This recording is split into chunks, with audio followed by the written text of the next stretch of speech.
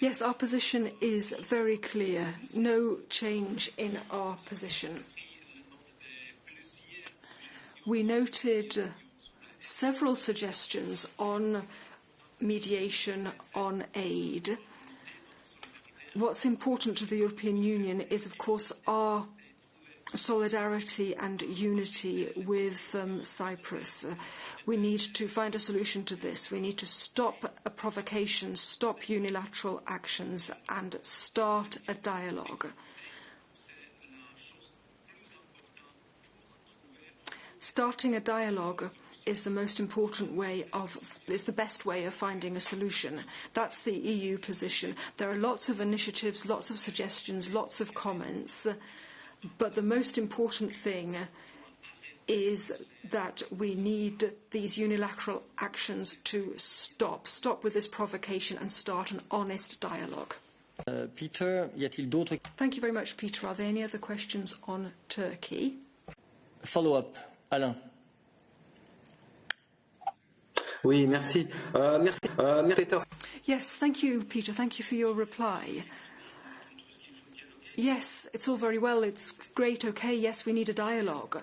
But a third party that has the reputation of being a peace broker and a neutral country, is that a good way of re-establishing dialogue? Because the situation, at least so far, is that nothing is happening and nobody has come to a negotiating table. Thank you. Well, it's not my place really to comment on whether or not a particular idea is a good one.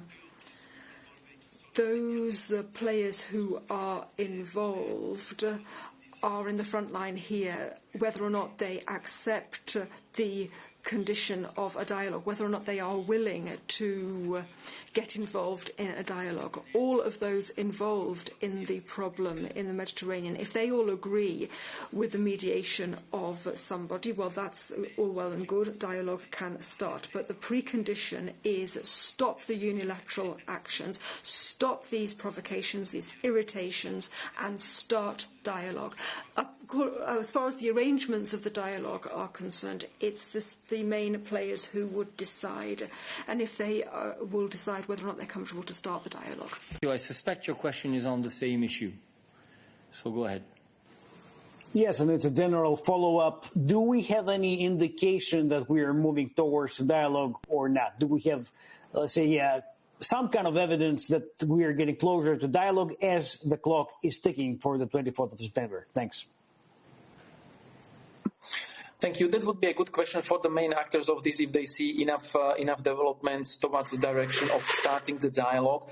The conditions or the expectations of the EU have been outlined very clearly. One of those conditions are, as I just mentioned, stopping unilateral actions, stopping the actions which are perceived as irritations or provocations by the other partner. So it's important to see that there is de-escalation, and in the atmosphere of the escalation, a dialogue could start. But it would be a good question for all those who are directly involved if they see the conditions for a dialogue to be conducive to start.